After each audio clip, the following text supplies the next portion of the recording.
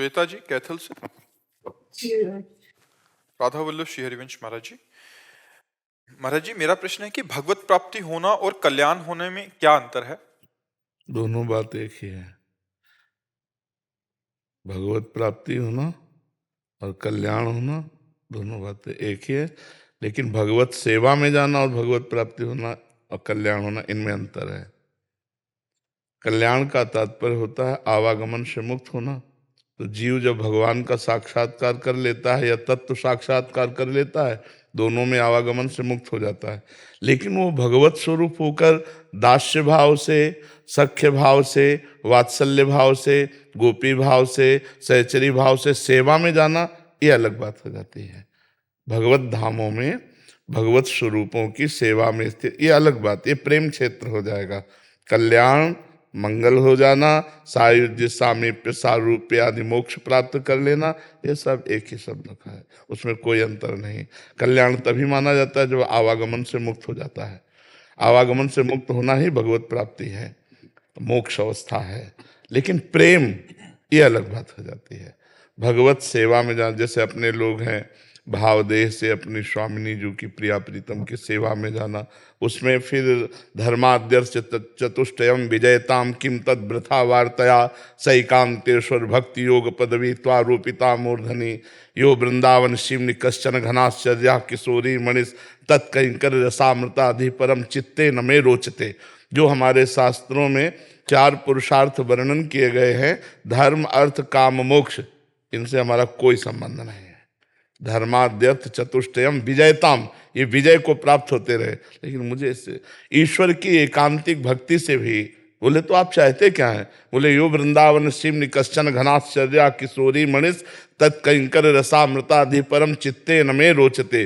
जो वृंदावन की सीमा में विराजमान महारानी लाडली जो हैं, अपने प्रीतम के साथ सदैव उनकी परिचर्या मिले, उनकी सेवा मिले। मुझे न धर्म चाहिए, न अर्थ चाहिए, न काम चाहिए, न मोक्ष चाहिए। जैसे भरत जी कह रहे हैं प्रयागराज से, यद्यपि हमारा धर्म नहीं है मांगना, क्योंकि मैं क्षत्रिय कुल में प्रकट हुआ हूं, पर आज मैं मांग रहा हूं। मांगू भीख त्याज निज धर्मू, आरत काह न करे कुकर्मू। मैं आर्त हूं। बोले क्या अर्थ हो, क्या चाहिए आपको?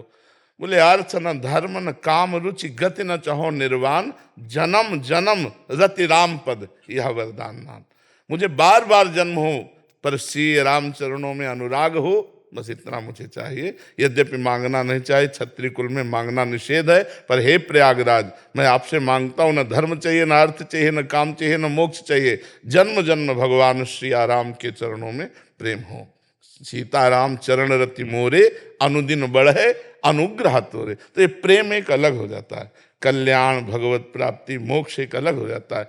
जैसे ध्रुव जी को भगवत प्राप्ति हुई, इसके बाद राज्य किया सब, वो अलग विषय हो गया। विभीषण जी को भगवत प्राप्ति हुई, वो अलग विषय हो गया। लेकिन यहाँ जब भाव देह के द्वारा इसी शरीर में रहते हुए, न स्थूल न सूक्ष्म न कारण, दिव्य चिदानंद भाव देह के द्वारा अपनी प्रियाजू के समीप हर समय उनकी दुलार में मगन रहना। हमें दर्शन का नहीं कि दर्शन हुए और चले गए, नहीं।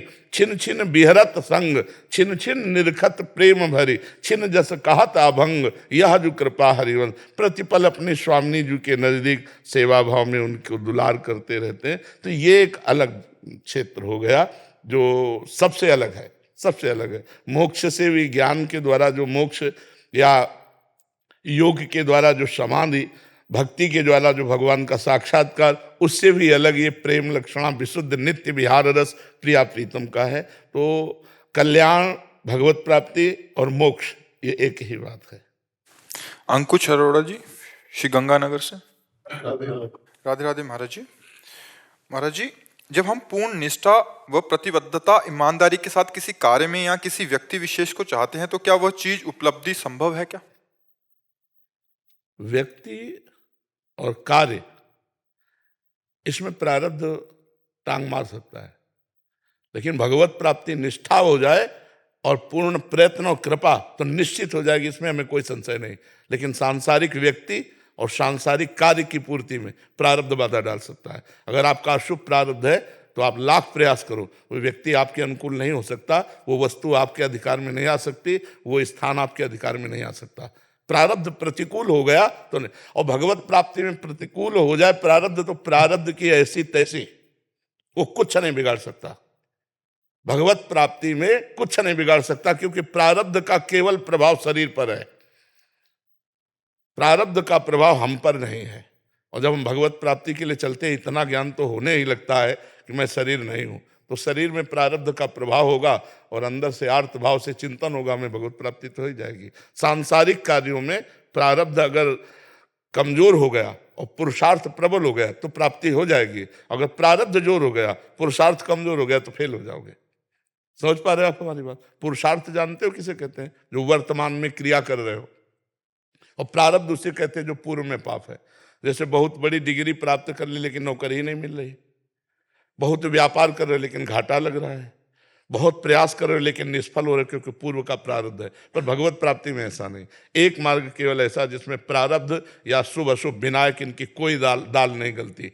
जो निरंतर भगवान नाम चिंतन करते हैं, भक्तों का संग करते हैं और सत्संग सुनते हैं, उनमें विवेक जागृत हो जाता है। वो काटते रहते हैं आए हुए दुख सुख के राग को, और भगवान के चिंतन के प्रभाव से इस माया के द्वंद्वों पर विजय प्राप्त करके भगवत प्राप्ति कर लेते हैं। यदि तुम्हें अपने कार्य की पूर्णता करनी ही है तो नाम जप करो। नाम जप से बढ़कर कोई नहीं प्रारब्ध को रोकने वाला, कोई नहीं समर्थ। नाम जप करोगे प्रारब्ध ऐसे रुका रहेगा जैसे तटस्थ भूमि समुद्र को रोक लेती है। नहीं तो प्रारब्ध बहुत बलवान होता है। अगर प्रारब्ध अपने पे आ जाए तो अच्छे अच्छे हर कार्यों में विघ्न डाल सकता है। पर नाम जप यदि चल रहा है तो जिते विनायक शुभ अशुभ विघ्न करे नहीं कोई, विघ्न करे नहीं कोई, डरे कलिकाल कष्ट भय, हरे सकल संताप हरस हरिनाम जपत जय, उसकी विजय हो जाएगी। यदि नाम जप चल रहा है तो विजय, अगर नाम जप नहीं तो फिर प्रारब्ध तो मिट्टिया मिट कर सकता है। इसलिए हम ये फाइनल में नहीं कह सकते कि आप कर्म निष्ठावान हैं, आप बड़ी सच्चाई से कर्म करते हैं तो आप सफलता ही प्राप्त करेंगे। नहीं, अगर आपका पूर्व का प्रारब्ध प्रबल है तो असफल कर देगा। अगर वर्तमान का पुरुषार्थ भगवान के भजन से जुड़ जाए तो प्रारब्ध की धज्जियां उड़ा देगा। इसलिए हम सबसे प्रार्थना करते हैं, जैसे भी बने वैसे राधा राधा राधा राधा नाम जप करो तो नाम जप तुम्हारे सारे पापों को नष्ट कर देगा। नाम संकीर्तनम यस्य है सर्व पाप प्रणाशनम, समस्त पापों का नाश कर देगा। भगवान की शरण और नाम जप इस संसार से हर जगह विजय प्राप्त हो जाएगी, हर जगह। और अगर नाम जप नहीं, भजन नहीं, तो फिर ये पुरुषार्थ जो है प्रारब्ध से नहीं जीत पाएगा। समझ पा रहे आप? कोई संशय इसमें? अभी जैसे कोई उम्र है, जैसी उम्र है तो उस हिसाब से मन भी विचलित रहता है हर एक चीज में। आप हमें बताओ, अगर गोली चलाने का अभ्यास आपने जवानी में नहीं किया तो बुढ़ापा में निशाना लगा लोगे? नहीं होगा ना। तो अगर इस समय आपने भजन का अभ्यास मन को नहीं डलवाया तो बुढ़ापे में भजन कर लोगे क्या? हमें जरूरत अभी है परास्त करने की। काम क्रोध लोभ मोह मद मत्सर ये हमारे सामने आ रहे हैं ताल ठोक कर। हम गुरु भजन प्रताप से उनको परास्त करेंगे, सहेंगे, जलन को सहेंगे और भगवान के चिंतन में बढ़कर हम आगे बढ़ेंगे। लौकिक पारलौकिक दोनों उन्नति प्राप्त करने के लिए आध्यात्मिक की अत्यंत आवश्यकता है। बिना अध्यात्म के कूड़ा जीवन है, कूड़ा कोई भी हो, चाहे जिस पद में हो, चाहे जितना वैभव जमा कर लो, मरोगे तो न पद तुम्हारे साथ जाएगा और न चवन्नी बैंक बैलेंस जाएगी। राम नाम कृष्ण नाम हरि नाम राधा नाम जो प्रिय लगे नाम जपोगे तभी तुम्हारा मंगल होगा। मन तो सबका भटकता है, क्या बूढ़े का नहीं भटकता? क्या आपको लगता है आप जवान हो तो आपका भटकता है? आप 90 साल के बूढ़े व्यक्ति से पूछ लो, क्या मन उसका समाधिस्थ है? क्या अगर अभ्यास भजन में नहीं किया तो भोगों में ही तो जाएगा, और भोगों में जिसका मन गया वो चंचल ही तो है। क्यों?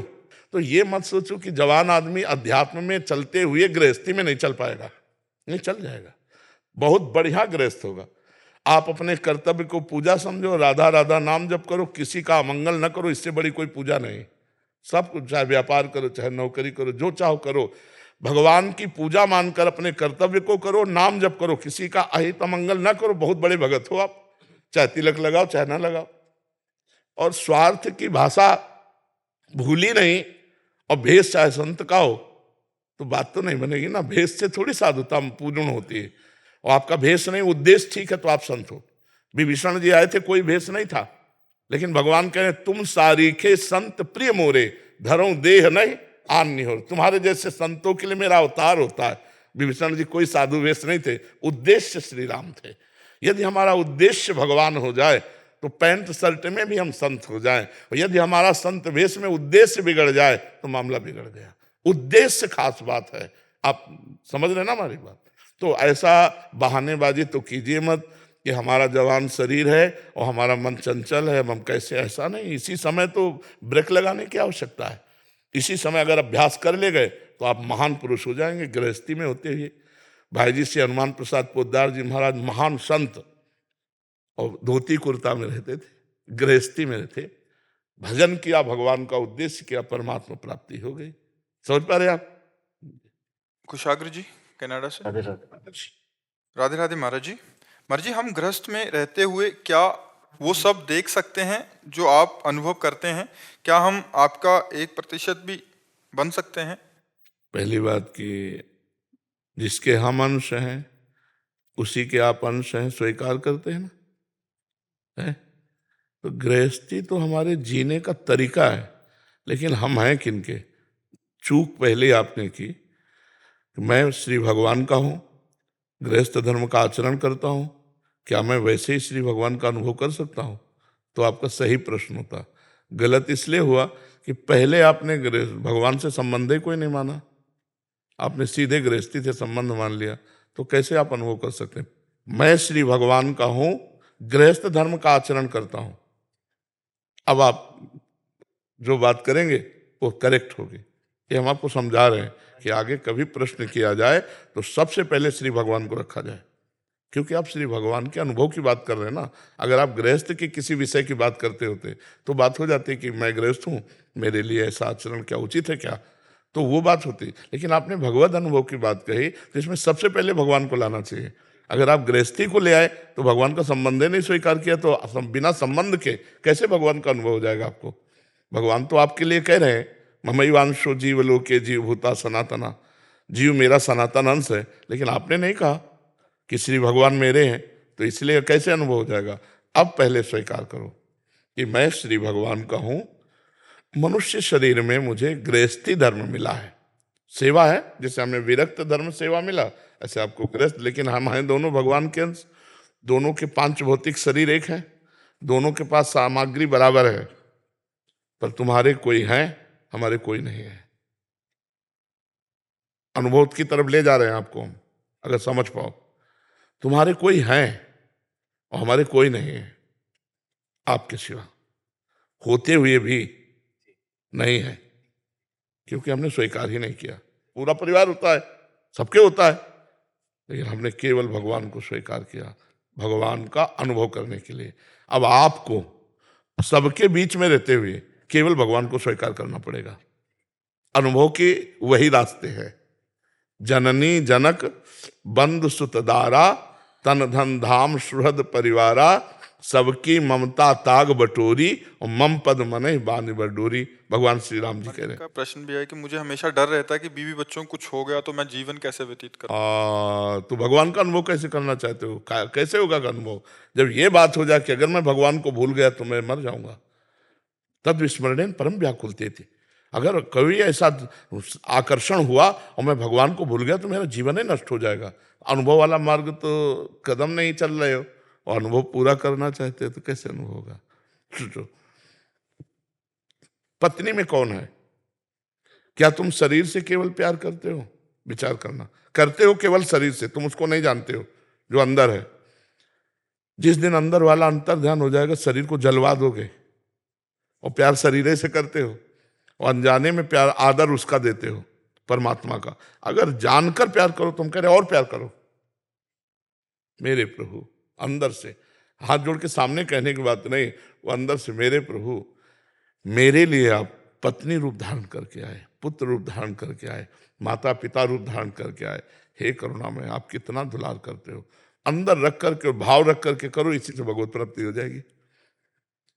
समर्पण अपने आप का, मैं भगवान का हूं और ये सब भगवत स्वरूप है, और मुझे इनकी सेवा मिली है, खूब मेहनत करके कमाऊंगा, पत्नी पुत्र परिवार की सेवा करूंगा, और इनमें भगवान है ऐसा भाव करूंगा और नाम जप करूंगा, भगवत प्राप्ति हो जाएगी। अब अगर आसक्ति कर ली शरीर से, और अंदर वाले तत्व से कोई परिचय नहीं है, तो फिर बार बार जन्म मरण का चक्र भोगना पड़ेगा, फिर तो नहीं हो सकता। भरत जी ने हिरण से आसक्ति की तो हिरण बने, तो बस पत्नी से आसक्त कर लो, अगले जन्म में तुम किसी की पत्नी बन जाओगे, पक्का। इसमें पुरंजनोपाख्यान पढ़ के देखो भागवत में, वो अपनी पत्नी से आसक्त हुआ तो अगला जन्म स्त्री का हुआ, मध्य देश के राजा की राज पत्नी बनी जा करके। पहले पुरंजन नाम का राजा था, फिर वो रानी बन गया जाके। जब वो राजा का युद्ध में शरीर पूरा हुआ तो सती होकर विलाप कर रही थी, तब भगवान ने पीछे से आवाज दिया कि अय दोस्त, तो मुझे नहीं पहचानता, मैं अभिज्ञात नाम का तुम्हारा सखा हूं, न तू स्त्री है न पुरुष, तू मेरा नित्य अंश है, तू भूल गया क्यों विलाप कर रहा है। तो उनको ज्ञान हुआ। तो हम लोग जहां फंसे हैं बस इसको हटाना है। शरीरों में फंसे हैं, अंतर में फंस जाओ तो परमात्मा है, नहीं तो फिर तो जन्म मरण तो पक्का है। इसी में जन्म मरण हो रहा है। समझ में आ रहा है आपको? फिर एक बार समझ लो, परिवार को भगवान का स्वरूप मानकर नाम जप करते हुए खूब मेहनत करो, खूब प्यार करो। हे भगवान, इसमें अच्छा भगवान नहीं होते तो कोई प्यार नहीं करेगा। आप बताओ, जब भगवान अंदर से चले जाते हैं तो शरीर को कौन प्यार करता है? हम कह रहे हैं और प्यार करो। प्यार भगवान का स्वरूप है। प्यार का मतलब केवल इतना समझ ले, सुख देना, सुख लेना प्यार नहीं होता। आज जो प्यार का गंदा प्रयोग किया जाता है वो सुख लेने के लिए, उसे प्यार नहीं कहते, उसे वासना कहते हैं, उसे काम कहते हैं, वो उससे पाप ही होता है। अगर हम आपसे प्यार करते हैं और आप इनसे प्यार करते हैं तो हम आपसे ज्यादा इनका आदर करेंगे, क्योंकि वो आपकी प्यारी वस्तु है। लेकिन ऐसा कोई बर्दाश्त करेगा? हाँ, ये प्यार बर्दाश्त कर सकता है। मैं आपसे प्यार करता हूं और आप इनसे प्यार करने लगे तो हम इनका विशेष आदर करेंगे, मेरे प्यारे की प्यारी वस्तु है। ये कहाँ है? कभी झगड़ा नहीं होगा पत्नी से जब आप भगवत भाव रखेंगे, और आपसे कड़वा भी बोल रहे तो आप मुस्कुराओगे, नाथ हाँ हाँ काम पूरा कर देंगे, वो भी बात कर देंगे, लेकिन अंदर अंदर आएगा नाथ। ऐसा ऐसा होगा कहीं? ऐसा। और जब अपनी पत्नी में भगवान देखेंगे तो कितना आनंद रहेगा। और जब आप उसे पूजोगे भाव से तो उनमें भगवान है, वो तुम पर आसक्त हो जाएगी, वो तुम्हारे अधीन। आज जो है नहीं चल रहा, हितधाम में एक आए बोले आशीर्वाद दीजिए, हमारा लव मैरिज हुआ है। तो लव मैरिज का मतलब प्यार का विवाह। 8 महीना बाद आए, जब दर्शन किए तो हमका कहाँ है हो, तो बोले डिवोर्स हो गया। ये इसे लव मैरिज कहते हैं, इसे प्यार कहते हैं यार। मतलब ये तो बिल्कुल गंदी बात है। जिससे हमने प्यार किया और उसको 6 महीना 8 महीना के बाद ये संबंध विकसित हो जाए तो मुझे प्यार नहीं। तो गृहस्थी में माता पिता पुत्र परिवार सबको प्यार दो, खूब और प्यार दो। आप उनसे कुछ लेने की चेष्टा मत करो। जैसे झगड़ा तब होता है, आप मेरी पत्नी हो, तुम्हारा कर्तव्य है कि मैं जो कहूं वो करो, आप अपना कर्तव्य भूल गए, कभी नहीं प्रेम हो सकता। और जब यह है कि मैंने तुम्हें स्वीकार किया है, पाणी ग्रहण किया है, एक बार अगर तुम हमारे प्रति कटु व्यवहार भी करोगे तो मैं तुम्हें प्रेम ही करूंगा, करके देख लो। जब कुत्ते को ऐसे करने लगो तो पूंछ डुलाने लगता है ना, प्रेम की भाषा वो भी जानता है, वेद नहीं पढ़े पर प्रेम की भाषा वो भी जानता है। ऐसे करो ना तो पूंछ डुलाने लगेगा। और जब आप प्रेम पत्नी से करोगे तो हृदय है, हाँ व्यभिचारणी है तो मुझे फिर अविश्वास हो सकता है कि हाँ व्यभिचारणी है तो अविश्वास हो सकता है, नहीं तो फिर वो आपके अधीन हो जाएगी। पुत्र आपके अधीन हो जाएगा जब आप उसमें भगवान को देखोगे। माता पिता आपको आशीर्वाद देंगे जब आप भगवान देखोगे। पर है कठिन? नहीं कठिन है। आप अच्छे से चल रहे हो और वो बिगड़ती चली जाए तो कहोगे भगवान भगवान बैठे रहो, अभी आ जाएगा कि नहीं आ जाएगा। अपनी निष्ठा में डटा रहे तो फिर बात बन सकती है। इसी से गृहस्थी में भगवत प्राप्ति हो जाएगी। नहीं है बड़ा कठिन है, नहीं गृहस्थी में बहुत चाल है, ममता के इतने कार्य हैं कि हम एकाग्र होकर भजन नहीं कर सकते। तो हम जो भी कार्य करें वो भगवान को समर्पित कर दें, अपने पारिवारिक जनों में प्यार करें। प्यार, हम प्यार हटाने की बात नहीं कर रहे, हम और प्यार करने की बात कर रहे, पर भगवत भाव से, शरीर भाव से तो नहीं। शरीर आज है कल नहीं रहेगा, ये दिमाग में बैठा लो, नहीं तो फिर शिथिल हो जाओगे। जैसे हम आपसे प्यार किए, आप चले गए, अब जीना मुश्किल है। प्रेमी हृदय ही जानता है, जिससे प्रेम किया जाता है वो जब चला जाता है तो हृदय की दशा क्या होती है, जीना मुश्किल हो जाता है। तो इसलिए प्रेम करो उससे जो सदैव पास रहे, वो है भगवान। जो उनके हृदय में भी है, आपके भी हृदय में, सबके हृदय में है। बाहरी प्यार का पूरा वैसे ही स्वांग करो, लेकिन अंदर से चिंतन करो, इसके अंदर भगवान है और सारा जगत इसी बात का आदर करता है। क्योंकि कितना भी पुत्र लाडला हो, भगवान अंतर ध्यान हो जाए अंदर से, फिर उसके शरीर को हम गाड़ देते हैं, फूंक देते हैं, मतलब अनादर करते हैं। जो शरीर को हम प्यार करते थे उसी का हम तिरस्कार कर देते हैं। क्यों? क्योंकि अब भगवान अंदर से अंतर ध्यान हो गए, तो हम कहीं ना कहीं भगवान का ही तो आदर करते हैं। तो हम जानकर आदर करने लगे तो और बढ़िया बन जाए। रोहन जी दिल्ली से। राधे राधे। राधे राधे महाराज जी, आपके चरणों में कोटि कोटि प्रणाम। महाराज जी, शासकीय कार्य करते समय अपने अधीनस्थ कर्मचारियों को कई बार सही से कार्य न करने पर डांटना पड़ता है, उनके विरुद्ध कार्रवाई भी करनी पड़ती है, मन बहुत दुखित होता है। नहीं, दुखित नहीं होना चाहिए, उत्साहित रहना चाहिए। हमें जो सेवा मिली है, हम उस सेवा में प्रमाद थोड़ी बर्दाश्त करेंगे। अगर आप प्रमादी बन जाएंगे, अपने नीचे जनों को शासन में नहीं लेंगे और वो प्रमादी बन जाएंगे, तो हमारी राष्ट्र सेवा में बाधा पड़ जाएगी। राष्ट्र सेवा में आपको जो पद दिया गया है वो आपका कर्तव्य है, और उस कर्तव्य के पालन के लिए यदि कोई प्रमादी है, उस कर्तव्य का पालन नहीं करता, तो एक दो बार उसको पहले समझा दिया जाता है, फिर दंड विधान किया जाता है, फिर उसको निकाल दिया जाता है। उसमें कोई दुख नहीं कि इसके बच्चे रोएंगे, भूखे रहेंगे। तो राष्ट्र सेवा है ना, हमारा कर्तव्य है ना, तो हम अपने कर्तव्य का पालन करें। तो कर्तव्य ही भगवान की पूजा है। कर्तव्य का ही पालन करने के लिए गीता जी में भगवान ने उपदेश किया है। तो कर्तव्य पालन के लिए अगर गला उतारने को अर्जुन को बोल रहे हैं, तो अर्जुन उदास फिर थोड़ी हुई है, फिर तो युद्ध हुआ पूरी गीता सुनने के बाद। तो इसलिए उदास नहीं होना, निराश नहीं होना। आपको जो सेवा मिली है उस पर बिल्कुल अलर्ट, सावधान हो करके, क्योंकि वो राष्ट्र सेवा किसी भी डिपार्टमेंट की हो, अपने डिपार्टमेंट की सेवा का अधिकार जो आपको मिला है, जिनके द्वारा वो सेवा पूर्ण होनी है, यदि वो सेवा में प्रमाद करते हैं तो आपका डांटना उचित है। कई बार अगर प्रमाद करते हैं तो उनको दंड देना उचित है, और बिल्कुल प्रमादी है तो निकाल देना भी उचित है। क्योंकि राष्ट्र सेवा है, इसमें थोड़ी चलेगा कि हम दया कर लें, इसमें दया नहीं करेंगे। कोई दूसरा आएगा उसकी जगह अधिकार सेवन करेगा, तो इसमें आपको दुखी होने की जरूरत नहीं है। आप अपने कर्तव्य, हाँ, अगर आप किसी से घूस लेकर के फिर किसी निर्दोष को सताएं तो आपको दुखी होने की जरूरत है, क्योंकि वो बहुत आपकी हानि कर देगा। यदि आप राष्ट्र सेवा के निमित्त से प्रमाद स्थिति में किसी को डांटते हैं, फिर कोई बात नहीं। हम प्रलोभन या भय से किसी का तिरस्कार ना करें और अपने कर्तव्य का पालन करें, तो फिर जय हो जाएगी। यत्र योगेश्वरा कृष्णो यत्र पार्थो धनुर्धरा तत्र श्री विजयो भूतिर्धुवा नीतिर्मतिर्मम।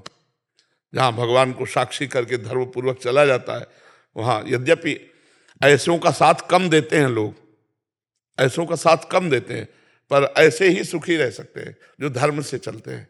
अधर्मी 4 दिन के लिए अच्छा लगेगा कि बहुत सब व्यवस्था कर ली, लेकिन वही व्यवस्था उसको फंसा कर नष्ट कर देगी। देख लेना, कोई भी हो। बेईमानी की कई करोड़ वाली गाड़ी ठीक नहीं है, ईमानदारी की साइकिल से भी बहुत अच्छा है कि आप साइकिल से यात्रा कर लीजिए। पर साइकिल से पोजीशन नहीं बनेगी, पर पोजीशन बिगाड़ देगी। जो माया शक्ति है, अगर अधर्माचरण करोगे तो उसी के हाथ में पूरा पावर है, वही बिगाड़ देगी तुम्हें। देगी ऐसी वस्तुएं जैसे किसी को ऊपर ले जाया जाए दंड देने के लिए, नीचे पटकने के लिए, और वो उत्साहित हो कि मैं तो कई फ्लोर के ऊपर जा रहा है, वो उत्साहित मत हो, ऊपर से पटका जाएगा। ऐसे ही अधर्मी जब बढ़ता है तो खुशी होता है ना कि मेरे सब नहीं, पटका जाएगा, पूरा का पूरा फ्यूज हो जाएगा। अधर्माचरण से डरो बस, फिर और डरने की जरूरत नहीं। क्यों जी? दुखी नहीं होना, धर्म से चलो, धर्म से चलने वाला दुखी नहीं होता। उत्साहित होना चाहिए कि हम अपने जो कर्तव्य का पालन कर रहे हैं, भगवान देख रहा है, मैं किसी प्रलोभन या भय से नहीं तुम्हें दंड दे रहा हूं, तुम्हारे प्रमाद स्थिति के कारण तुम्हें दंड दे रहा हूं। तो उसमें फिर कोई, जैसे कोई हिंसात्मक वृत्ति वाला व्यक्ति है, कोई चोर है, कोई अधर्माचरण करने वाला है, अगर इनको हमारे शासन विभाग के द्वारा दंडित ना किया जाए तो अराजकता फैल जाएगी। अब कह दिया जाए कि ये तो अगर बंदी बना लिया तो इसके 2 बच्चे हैं, भूखे मर जाएंगे, तो अगर बंदी नहीं बनाते तो हजारों का परिवार वो जीना मुश्किल कर देगा। तो इसलिए हमें अपने कर्तव्य का पालन करना चाहिए, दुख सुख परिणाम को नहीं देखना चाहिए। कर्तव्य पालन करने वाला भगवान का निज जन कहलाता है। महाराज जी, काफी बार ऐसे प्रश्न भी आते हैं कि ऐसा कृत्य करने पे, मैं सत्य के मार्ग पे चलने पे बाहरी प्रतिकूलताएं आती हैं महाराज जी। अंदर से आनंद तो होगा और बाद में अंततोगत्वा जीत भी उसी की होगी। हाँ। उस समय की प्रतिकूलता को कैसे महाराज जी झेलें? भगवान के आश्रय से, भगवान के आश्रय, मैं अधर्म नहीं कर सकता, चाहे कल मुझे भूखा रहना पड़े, अधर्म नहीं करूंगा। तो कल तुम्हारे पास इतना आ जाएगा कि तुम दूसरों को भूखा नहीं रहने दोगे। थोड़ा धैर्य तो धारण करो। मान लो धर्मराज युधिष्ठिर धर्म से चले, दुर्योधन अधर्म से चला, थोड़े दिन के लिए छत्र दुर्योधन के लगा, लेकिन सदा सदा का छत्र जो है महाराज युधिष्ठिर को लगा। तो धर्म से चलने वाला थोड़े दिन के लिए मैं मान सकता हूं कि उसे प्रतिकूलता मिलेगी, लेकिन वही विजय श्री को प्राप्त होगा, वही आनंद को प्राप्त होगा। तो थोड़े दिन का सुख और बराबर दुख वो अच्छा, कि थोड़े दिन का दुख और बराबर सुख वो अच्छा, थोड़ी देर की जलन और निरंतर शांति वो अच्छा, या थोड़ी देर की शांति जैसा लगा और निरंतर जलन वो अच्छा। तो लोग पसंद करेंगे थोड़ी देर वाला। और जो विवेकी है वो नहीं सोचता, वो सोचता है कि मैं कदम जो रखने जा रहा हूं अगर ये गलत है तो मुझे जीवन भर इसका फल भोगना पड़ेगा। नहीं भाई, मैं नहीं करूंगा। यहां मरना तो है ही है ना, आज नहीं तो कल। फिर इसके बाद क्या होगा? अगर पापाचरण धर्माचरण झूठ बोल करके नाना प्रकार के रुपए पैसे मकान गाड़ी घोड़ा, और जब मरोगे तो लाद के ले जाओगे, तुम्हारा शरीर भी यहीं छूटेगा। और फिर तुम्हारे कर्म जो दंड भोगेंगे फिर, कि अब देख लो ना, बकरे का पैर बांध दिए और ऐसे टांग दिए और नीचे आग लगा दिए, अब वो कितने घंटे में जल के मरेगा। हम ही तुम हैं, कर्म बिगड़ गए तो देखो भोगना पड़ रहा है। इसलिए बहुत सावधान रहे, धर्म से चले। हम मानते हैं कि धर्म से चलने वाले को थोड़ा धक्का खाना पड़ेगा, समाज का विरोध सहना पड़ेगा, वो पर वो विजयी वही होगा, ये बात विजयी वही होगा। तो हम 4 दिन के दुख को सह लें, निरंतर के सुख को प्राप्त करें। 4 दिन के सुख के लिए हम निरंतर का दुख मोल लें, मूर्खता होगी जी। पर जी अभी नए साधक हैं तो नाम जप कर रहे हैं आपकी प्रेरणा से, फिर भी अगर गलत आचरण हो रहे हैं तो महाराज चिंता न करें, चिंता न करें। ये बहुत बड़ा डिपार्टमेंट है माया का, चाहे लाख कसम खा लो पूर्वाभ्यास गिराएगा, लेकिन तभी हम कहते हैं 1000 बार गिरो तो भी घुटने टेक कर बैठे मत रहो, तुरंत खड़े हो और फिर चलो और सोचो कि मेरे से त्रुटि कहाँ हुई, जहां मैं गिरा वो मेरे से गलती क्या हुई। तो आपको गलती समझ में आ जाए तो उस गलती को छोड़ो, आगे बढ़ो, अंतिम श्वास तक भगवत प्राप्ति हो जाएगी। अजामिल बाल्यावस्था से धर्मात्मा पिता का पुत्र था और धर्म से चलता था। अपने पिता के लिए यज्ञ के लिए लकड़ी समिधा लेने के लिए जंगल गया तो वहां देखा एक पैसा से खरीद करके वैश्या के साथ व्यभिचार कर रहा था। तो बहुत गंदे ढंग से मदिरा आदि पान करके जो पैसे से, वो बार बार कोशिश की कि ना देखूं, लेकिन ये आकर्षण ऐसा है, देखते देखते इतना कामांध हो गया कि लकड़ी फेंक दी। अब वैश्या जब उस पुरुष से, वो तो पैसे की, तो फिर अपने पिता की संपत्ति पूरी दे दी, मतलब पूरा जीवन नरक बना लिया।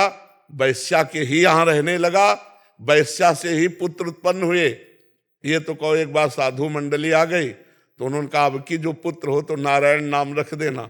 तो भगवान की कृपा से पुत्र में आसक्ति हो गई और नारायण नारायण इधर आना, नारायण उधर जा, तो अंतिम समय भी उसी पुत्र को पुकार रहा था नारायण, और भगवान की प्राप्ति हो गई। तो ऐसा नहीं है कि ये माया कोई छोटी मोटी हस्ती है कि आज से आप सत्संग सुन लिया माया नहीं आएगी। अरे भैया, ऋषि मुनियों को भी भ्रष्ट करने की सामर्थ्य रखती है, बड़े बड़े औरों की तो बात जाने दो। इसलिए छोटे छोटे बच्चे अगर ये गिर जाते हैं तो कोई बात नहीं है, फिर आगे चलो, फिर आगे बढ़ो। कल एक छोटे साधक थे, वो कह रहे थे कि पहले प्रोत्साहित होके ये गलतियां स्वाभाविक हो जाती थी, आज पता लग रहा है कि ये गलती है महाराज। हाँ, मतलब इस सत्संग के कल असहनीय हो जाएगी, कल असहनीय हो जाएगी कि हो कैसे गई। जब असहनीय हो जाएगी तो छूट जाएगी। अच्छा, ये भी प्रोसेस है महाराज? हाँ बिल्कुल है, बिल्कुल है। इसके लिए जो चला है वही जान सकता, पढ़ा लिखा नहीं। पढ़ा लिखा तो कहेगा बिल्कुल नहीं होनी चाहिए, नहीं नरक की प्राप्ति होगी। नहीं, तुम अभी क्या जानते हो? अखाड़े में पहले दिन ही धोबिया पछाड़ नहीं मारता, 10वीं बार धोबिया पछाड़ खाता है, तब धोबिया पछाड़ सीखता है कि ऐसे धोबिया पछाड़ लगता है। पहले ही दिन पहलवान नहीं बन जाता, सालों पहले पहलवानों की ठोकर खाता है तब पहलवान बनता है। तो ऐसे ही परमार्थ में चलने पर सैकड़ों बार, अब जैसे अनुभवी संतों से क्यों मिला जाता है? क्योंकि उनका अनुभव है, इसलिए क्यों जानते हैं ये खेल ऐसा है। हजारों बार गिरने हो सकता है, लेकिन गिरना सहज है, उठना कठिन है। और उठाना हमारा कार्य है और गिरना तुम्हारा कार्य है। हम बार बार उठाते रहेंगे, एक दिन तुम्हें पहुंचा देंगे श्री जी तक। अखाड़ा ना छोड़े बस। बस खास बात है कि लक्ष्मण रेखा ना छोड़े, लक्ष्मण रेखा के अंतर्गत। भैया बहुत बहुत विचित्र है माया खेल। अगर कोई ऐसे कह दे ना तो मिट्टी में मिला हुआ रखा, चाहे जितना बड़ा ऋषि मुनि कोई। नारद जी ने ऐसे कहा कि हम काम भी जाई, तो चरित्र पढ़ के देख ले आप।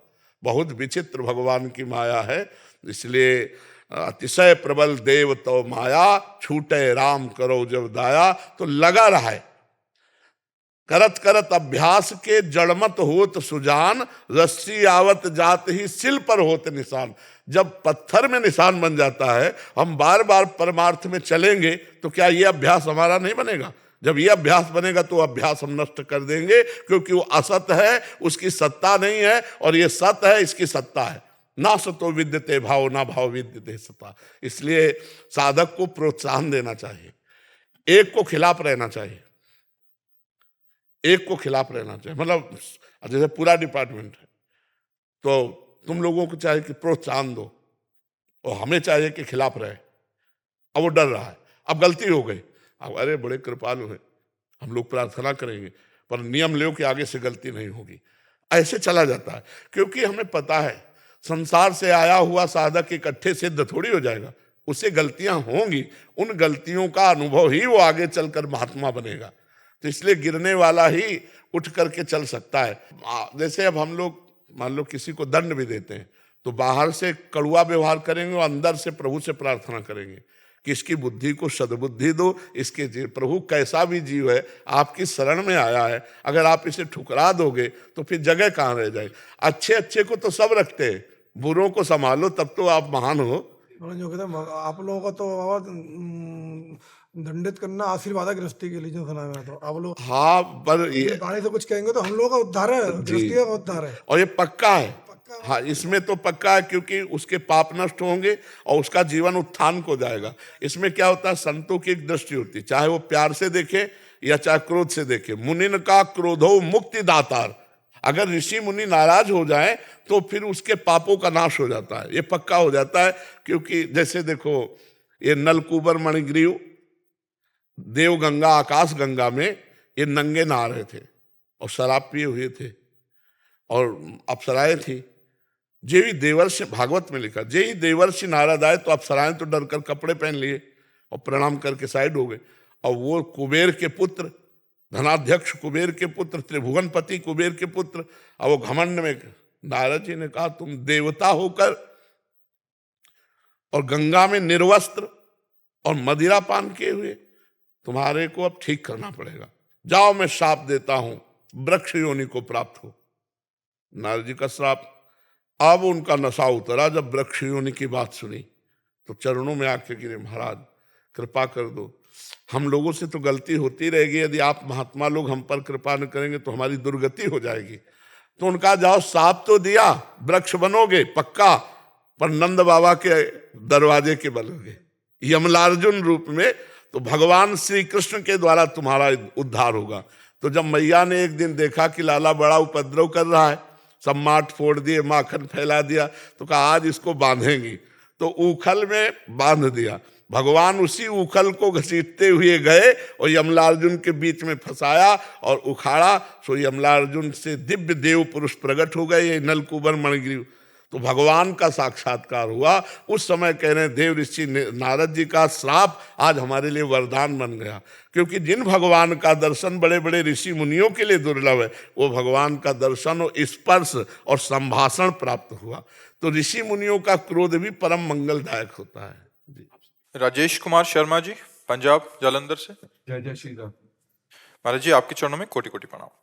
महाराज जी, क्या आध्यात्मिक साक्षात्कार तभी होता है जब मन दुनिया के सभी विषय वस्तु से हट जाता है, या फिर दुनियादारी के साथ भी हम आध्यात्मिक साक्षात्कार कर सकते हैं? कृपया इस पर प्रकाश करें महाराज जी। दुनियादारी को अध्यात्म में बदलना पड़ेगा। हमारी दृष्टि यदि दुनियादारी की है तो कभी अध्यात्म का साक्षात्कार नहीं हो सकता। दुनियादारी को अध्यात्म दृष्टि से देखना होगा। यहाँ न दुनिया है न कोई दारी है, केवल परब्रह्म परमात्मा अपने आप से अपने आप में खेल रहा है, अध्यात्म दृष्टि है। सर्वम खलमिदम ब्रह्म ने नानास्ति किंचन, केवल एकमात्र परमात्मा ही। हम अपने आप को भूल गए हैं, हम भी वही स्वरूप हैं, पर हम देह भाव को प्राप्त होकर अपने को पुरुष मान रहे, अपने को स्त्री मान रहे, गुण भाव से अपने को अच्छा मान रहे, दोष भाव से बुरा मान रहे हैं। ना कोई अच्छा है, ना कोई बुरा है, ना कोई उत्तम है, ना कोई अधम है। वही एक परमात्म स्वरूप है। यह अध्यात्म दृष्टि ये सबको प्राप्त नहीं है। जिस दिन अध्यात्म दृष्टि प्राप्त होगी तब आप परमात्मा का साक्षात्कार कर पाएंगे। है तो सर्वत्र है। जैसे दूध में सर्वत्र घी है, पूड़ी पका दो नहीं पकेगी, और है उसमें घी। अब प्रक्रिया है उसकी। अब उसको दही जमाओ, मंथन करो, मक्खन निकालो, फिर देखो घी निकल आया। दूध में ही घी है, पर आप पूड़ी नहीं पका सकते। और प्रक्रिया से निकालो तो आप पका सकते हो। ऐसे ही सब में परमात्मा है, पर आप देख नहीं सकते। साधना करो, साधना रूपी प्रक्रिया करो तो आपको अध्यात्म दृष्टि प्राप्त होगी। तो जैसे दूध के बूंद बूंद में घी है, ऐसे ही कण कण में परमात्मा है। मेहंदी का पेड़ देखा है आपने? मेहंदी के पत्ते में, मेहंदी के पेड़ में कहीं लालिमा नहीं है। और उसकी प्रक्रिया है, मेहंदी को पीसो, पीस के हाथ में लगाओ, आधा घंटा बाद देखो तो जिस आकार में आपने रखा था वो सब लाल हो जाएगा। ऐसे ही सब में परमात्मा है, पर बिना साधना के परमात्मा तत्व का अनुभव नहीं होता। अब दुनियादारी में फंसे रहोगे तो परमात्मा तत्व का अनुभव किस मन से करोगे? तो फिर बोले कि हम बाबा जी बन जाएं, तो क्या बाबा जी बनने से भगवत प्राप्ति हो जाएगी? क्या दृष्टि बदलनी है। जैसे कई बार हम बहुत सरल भाषा में कहते हैं, अपनी पत्नी है, उसमें भगवान है कि नहीं है हमें बता दो। भगवान है ना, तो क्या भगवान मान के प्रेम करते हो या पत्नी मान के प्रेम करते हो? अंदर से देखो। हमारा पति पत्नी का रोल है, पर पावर भगवान है। क्या ऐसा कभी चिंतन करते हो कि मेरी पत्नी में भगवान है, इस रूप में मेरे लाडले प्रभु आकर हमें प्यार कर रहे हैं? पुत्र में भगवान है, माता पिता में भगवान है, समाज में भगवान है, नौकर में भगवान है, मालिक में भगवान है। ये आध्यात्मिक दृष्टि। व्यवहार हमको वही करना है। हम पुत्र के पैर नहीं छुएंगे, आशीर्वाद देंगे, उसे प्यार करेंगे, पर भाव यही रहेगा कि मेरे भगवान इस रूपों में है। बिना भाव के भगवत प्राप्ति नहीं होती। भाव का भूखा हूं मैं, और भाव ही एक सार है। और भाव से मुझको भजे तो भाव से बेड़ा पार है। भाव बिन सुनी पुकारे मैं कभी सुनता नहीं, भाव पूरित टेर ही करती मुझे लाचार है। भाव, सब में भगवत भाव, कितना आनंद में जीवन हो जाए। सोचो, हम अपनी पत्नी को भगवान के समान प्यार करें, हम अपने पुत्र को भगवान के समान प्यार करें, हम अपने माता पिता को भगवान के समान, और जिससे मिले सबसे भगवत भाव। कहीं लड़ाई नहीं, कहीं झगड़ा नहीं, कहीं मलिनता नहीं, अभी आनंद आ जाए। तो दुनियादारी वाली दृष्टि से भगवत प्राप्ति नहीं होगी, पर इसी दुनिया से भगवत प्राप्ति हो जाएगी। इसी को भगवत भाव में लाना है। समझ पा रहे आप? तो अभी कोई सिद्ध थोड़ी हो गए हो, नहीं। सिद्ध पुरुष में कुछ नहीं होता। तो नाम जप करो और सब में भगवत भाव करके सेवा करो। बेईमानी मत करो, पराई स्त्री से बेविचार मत करो, मांस मछली मत खाओ, शराब मत पियो। अभी आप देवत्व में आने लगोगे, अभी आप अनुभव करोगे। और ये थोड़ी बारी जो कमियां है, गुस्सा, देखो एक गुस्सा का नाटक किया जाता है और एक गुस्सा आती है। गुस्सा नहीं आना चाहिए, गुस्सा का नाटक करना चाहिए। जैसे मान लो पुत्र है, अब वो पढ़ाई नहीं कर रहा, वो दंडता कर रहा है, तो हमें गुस्सा का नाटक करना है और उसको डांटना है। लेकिन अंदर से हम गुस्सा नहीं, बाहर से गुस्सा। नाटक कैसे किया जाता है? पूरा वैसे किया जाता है, लेकिन वो अंदर से नहीं होता। तो हमें चाहिए कि हमें जो रोल मिला है, मान लो पत्नी को हम कह रहे हैं भगवान के समय, लेकिन अगर कोई गलती हो जाती है तो हम उसको डांट भी सकते हैं, क्योंकि हमारा अधिकार है। तुमसे कोई गलती हो जाती है तो वो भी तुमको डांट सकती है, क्योंकि बराबर मित्रवत है, नहीं बराबर सम, बराबर हाथ में पानी ग्रहण किया गया। तो आपसे गलती हो, आपको भी क्षमा मांगना चाहिए। गलती हो गई तो प्रेम बना रहे। आज देखो हमारे आध्यात्मिक का प्रयोग नहीं है घर में, तो आप देखो कलह, अशांति, दुनिया का प्रपंच भर रहा है कि नहीं। एक दूसरे के भाई भाई को मार रहा है, माता पिता का अपमान हो रहा है, पति पत्नी में विश्वास खो गया है। आज एक गृहस्थी नहीं रह गई, सब अपनी मनमानी रह गई। क्यों? अध्यात्म उठ गया बीच से, भगवत भाव उठ गया। तो देख लो कैसा नीरस परिवार हो गया। इतनी जगह के लिए भाई भाई को मारे डाल रहा है। इतना पुत्र स्वार्थी हो गया कि जब माता पिता बूढ़े हो गए तो उनकी सेवा करना बंद कर दिया, उनको घर से निकाल दिया या अनाथ आश्रय भेजा। जब तू पैदा हुआ था तो अनाथ आश्रय भेजा थे तेरे माता पिता, अपनी गोद में शौच करवाया, इतना बड़ा किया, अब उनकी सेवा का अवसर आया तो अनाथ आश्रम में भेज रहे हो। ये क्या हो गया? भाव बिगड़ गया। भाव बिगड़ गया तो सब बिगड़ गया। तो इसलिए दुनियादारी के भाव से तो परमात्मा प्राप्ति नहीं होगी, लेकिन इसी संसार में परमात्मा भाव करके हम भगवत प्राप्ति कर सकते हैं। और जो क्रोध आना है वो धीरे धीरे अंदर विकार मत लाओ, बाहर आप क्रोध का नाटक करो, कोई फर्क नहीं। मान लो नौकर है, पुत्र है, या किसी से काम, कोई अधिकारी पद है, तो आप गुस्सा दिखा सकते हो, लेकिन अंदर से द्वेष मत करो, अंदर से घृणा मत करो, अंदर से उसका अहित मत चाहो, तो वो गुस्सा भी पूजा हो जाएगी। समझ पा रहे हैं आप? डॉक्टर अभिषेक रंजन जी। राधा वल्लभ श्री हरिवंश। महाराज जी आपके चरणों में कोटि कोटि प्रणाम। महाराज जी, शयन शक्ति बढ़ाने हेतु आपसे आदेशित होकर मैंने नाम जप और बढ़ाने के साथ साथ किसी भी प्रतिकार या प्रतिकूलता किसी के द्वारा मिलने पर न ही प्रतिकूल या विरोध करता हूं। पहले गलती ना होने पर गुस्सा या प्रतिकार करता था, श्री जी कृपा से प्रतिकूलता पर अब ये सब सहन कर जाता हूं। प्रभु जी कई बार बहुत बड़ी बात है। हाँ, बहुत बड़ी बात जी। अश्रु अपने आप आने लगते हैं, कई बार एक भक्त के रूप में परीक्षा समझकर, कई बार पूर्व प्रारब्ध भोग कर, कई बार घोर परिस्थितियों में भी सिर्फ श्री जी का दास शक्ति मिली। बहुत बढ़िया, बहुत कृपा है महाराज श्री। दास भाव में श्री जी की कृपा, अलग सुकून, अलग निश्चिंतता, निर्भयता। गुरु जी, क्या सहिष्णुता बढ़ने से दास भाव और पुष्ट होता है? हाँ, पुष्ट होता है, उसी से पुष्ट हो। सहित सहित बाढ़े भगति गृह तनु गुरु हितगार। वाणिज्य में लिखा है कि जो जितना सहन करता है उसके हृदय में भक्ति बढ़ती जाती है, और उसका पूरा शरीर, मन, प्राण, जीवन वो भगवान का घर बन जाता है।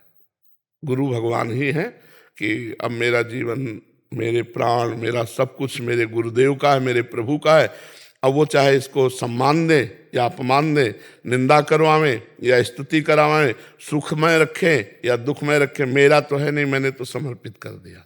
बहुत ऊंची ऐसे भक्त के पीछे भागवत में निरपेक्षम मुनिम शांतम निर्वैरम समदर्शनम अनुब्रजाम्यहम नित्यम पूयेत्यंग रेणु भी। भगवान स्वयं कह रहे हैं, जो निरपेक्ष है, किसी की अपेक्षा नहीं रखते कि आप हमें प्यार करो कि ना करो, आप हमें, कोई अपेक्षा नहीं। निरपेक्षम, किसी से कोई अपेक्षा नहीं। जब अपेक्षा नहीं तो परेशानी नहीं। अपेक्षा दुख देती है और निरपेक्षता महासुख में है। तो पहला शब्द है निरपेक्षम। जितना संसार परेशान है, अपेक्षा में परेशान है। पत्नी से अपेक्षा ऐसी, पुत्र से अपेक्षा ऐसी, परिवार से अपेक्षा, नौकरों से अपेक्षा, समाज से अपेक्षा। वो समाज की अपेक्षा का हेतु नहीं बनता, वो समाज से अपेक्षा चाहता है, तो उसको परेशानी ही परेशानी मिलती है। अपेक्षा मतलब परेशानी, और निरपेक्षता मतलब आनंद।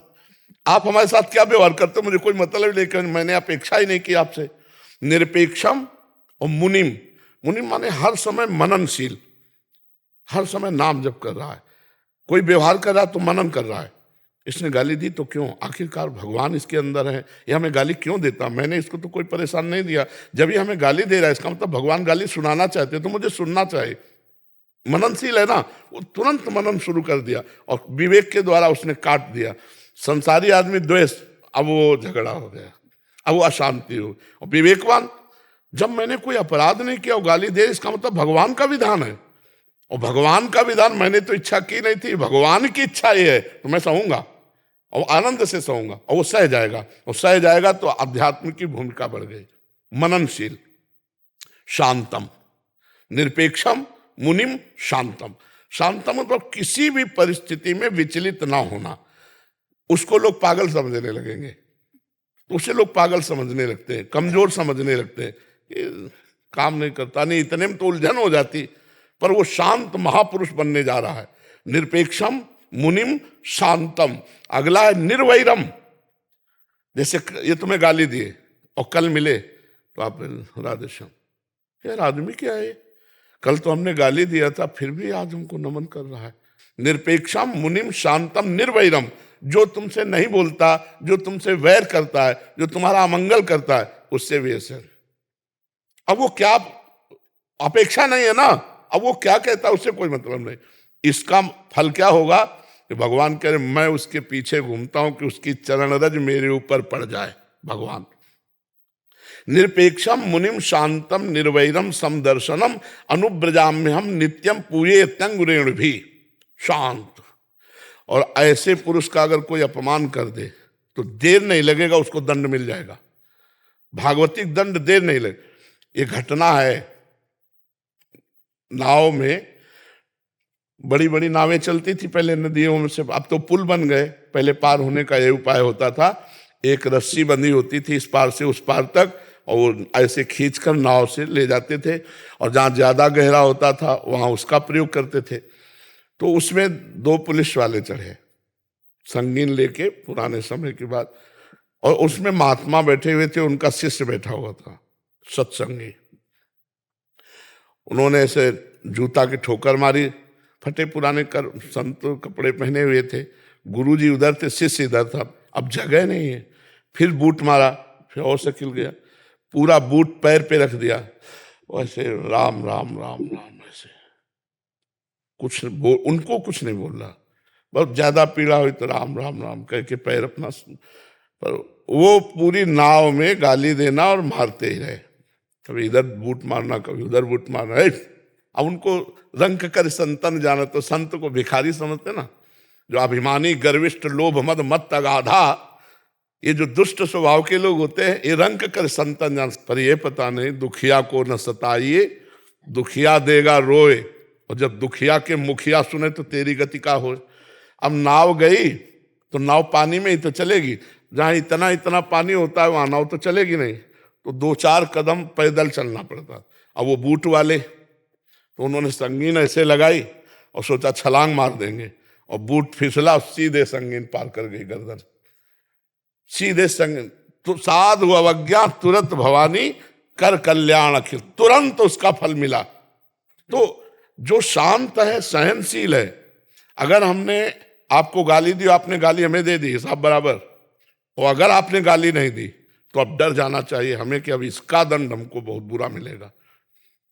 60,000 सगर के पुत्र घोड़ा खोज रहे थे, कपिल मुनि अपने आश्रम में बैठे ध्यानस्थ थे, और घोड़ा वहीं बांध दिया चोरों ने। तो उन्होंने समझा, इन्होंने तो गालियां और सब ऐसे, तो केवल आंख खोल के देखा था कि क्यों ऐसा, सब भस्म हो गए। तभी तो उन्हीं के परिवार में फिर भगीरथ जी प्रकट हुए और गंगा जी लाए उनके 60,000 पुरखों।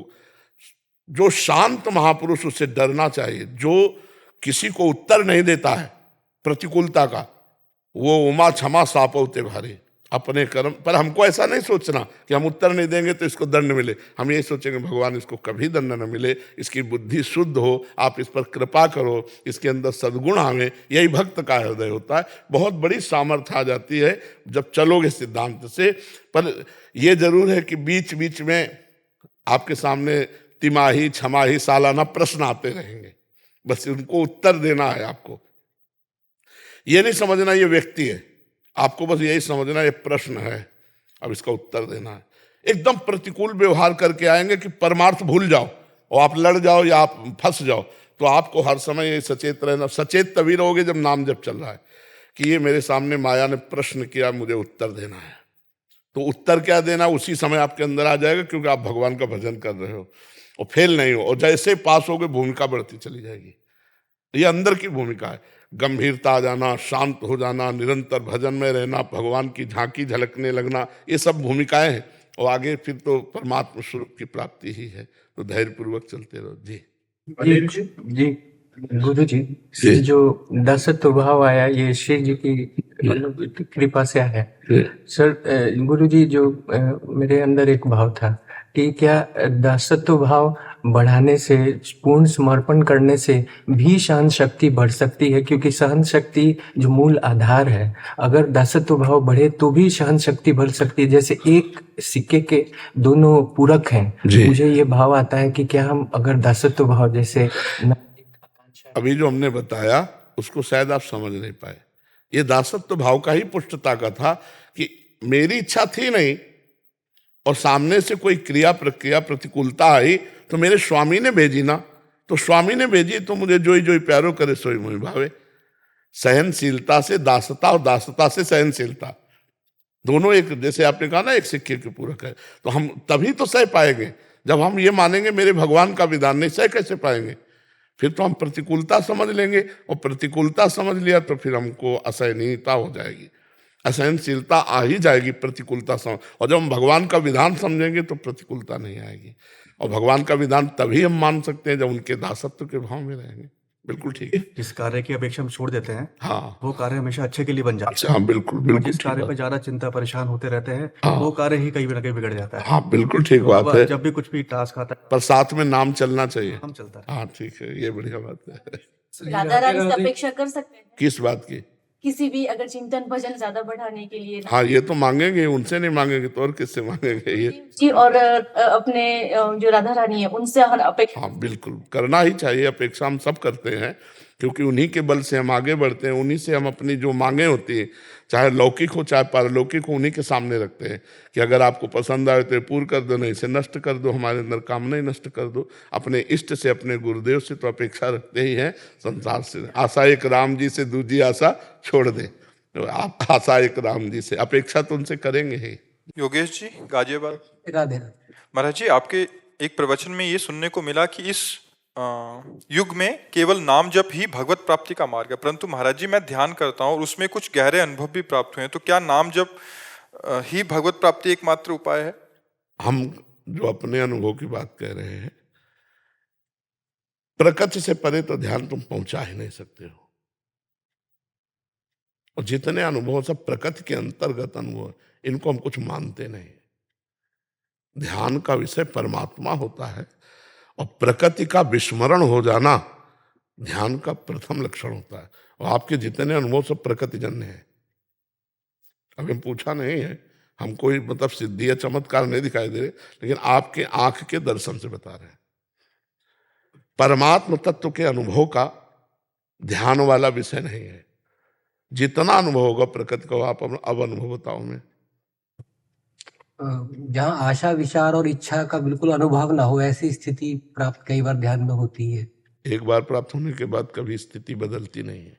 वहां टिक नहीं पाते महाराज जी। प्रकृति में हो, हम कह क्या रहे हैं, हमारा कोई आपको नीचा दिखाना उद्देश्य थोड़ी है, हमारा उद्देश्य है ऊंचा उठाना, क्योंकि आप हमारे अतिथि हैं, हमारे यहाँ आए हैं, तो आप हमारे भगवान हैं। इसलिए पहली दृष्टि आपसे आंख मिलाकर आपको जो बोला उसको कागज में लिख लो।